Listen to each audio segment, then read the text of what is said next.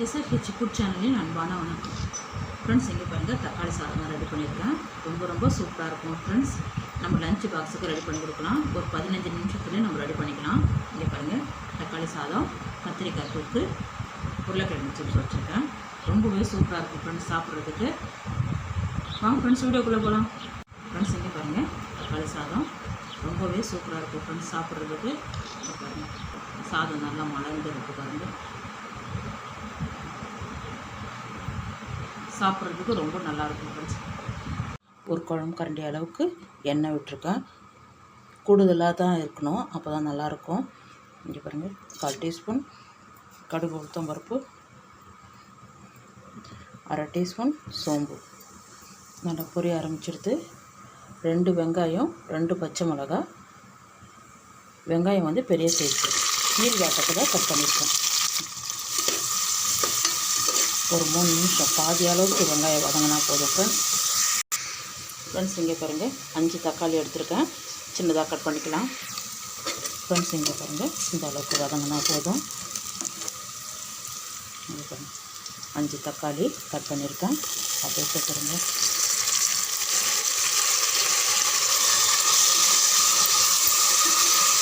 நல்லா ஒரு 3 நிமிஷம் வதங்கிட்டேன். இது கூடவே கல்லூப்பு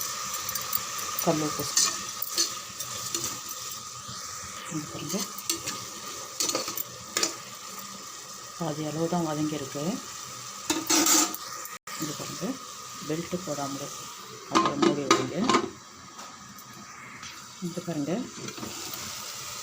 நல்லா தக்காளி வதங்கியிருக்கு பாருங்கள். இது பாருங்க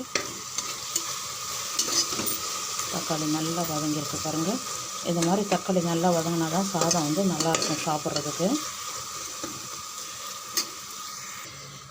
இங்கே பாருங்கள் ஃப்ரெண்ட்ஸ், சாப்பாட்டு அரிசி நார்மல் அரிசி 1/2 மணி நேரத்துக்கு முன்னாடி தண்ணி விட்டு ஊற வச்சுருக்கேன். இதை நல்லா வாஷ் பண்ணி வடிய வச்சு எடுத்துகிட்டு வந்துடலாம். பாருங்கள் நல்லா வதங்கிருக்கு பாருங்கள். எண்ணெய் நல்லா பிரிஞ்சு வருது பாருங்கள். கொஞ்சமாக கருவேப்பிலை, 1 டீஸ்பூன் காஞ்ச மிளகாத்தூள், 1/4 டீஸ்பூன் மஞ்சள்தூள், இங்கே பாருங்கள் 3/4 டீஸ்பூன் நம்ம வீட்டு குழம்பு மிளகாத்தூள். குழம்பு மிளகாத்தூள் இல்லைன்னா தனியாத்தூள் இருந்தால் 1 டீஸ்பூன் சேர்த்துக்குங்க. நல்லா ஒரு 3 நிமிஷம் வதங்கிட்டு ஃப்ரெண்ட்ஸ். இங்கே பாருங்கள் இஞ்சி பூண்டு பேஸ்ட்டு 2 டீஸ்பூன் சேர்த்துருக்கேன்.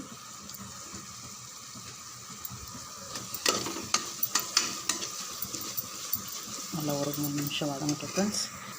இது பாருங்கள் கரம் மசாலா தூள் ஒரு 1/2 டீஸ்பூன்.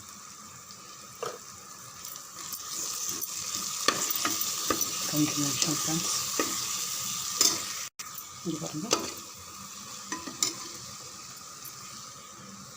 1 டம்ளர் தண்ணி. இந்த டம்ளர் தான் அரிசி எடுத்துருக்கேன். 2 டம்ளர் அரிசிக்கு 4 டம்ளர் தண்ணி சேர்த்துடலாம். இங்கே பாருங்கள் 4வது டம்ளர் தண்ணி. 2 டம்ளர் அரிசிக்கு 4 டம்ளர் தண்ணி சேர்த்துருக்கேன். நல்லா கலந்து விடுங்க. இன்னும் கொஞ்சம் உப்பு சேர்க்கணும், கொஞ்சம் தான் நம்ம சேர்த்துருக்கோம். தக்காளி வதக்கும் போது கொஞ்சம் உப்பு சேர்த்துருக்கேன். இப்போ பார்த்து செக் பண்ணி இன்னும் கொஞ்சம் சேர்த்துருங்க. தட்டு போட்டு மூடி வைங்க. தண்ணி நல்லா கொச்ச வரைக்கும் அரிசி சேர்த்துக்கலாம். இங்கே பாருங்கள் நல்லா கொதிக்க ஆரம்பிச்சிடுது. இங்கே பாருங்கள் தண்ணி நல்லா வடிய வச்சுருக்கேன். இந்த அரிசி அள்ளி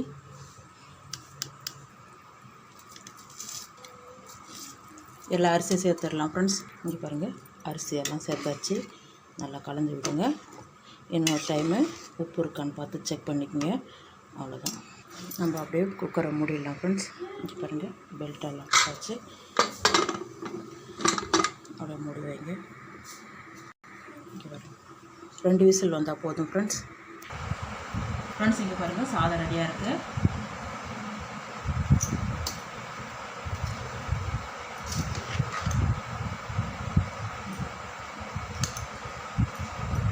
சூப்பராக இருக்குது பாருங்கள்.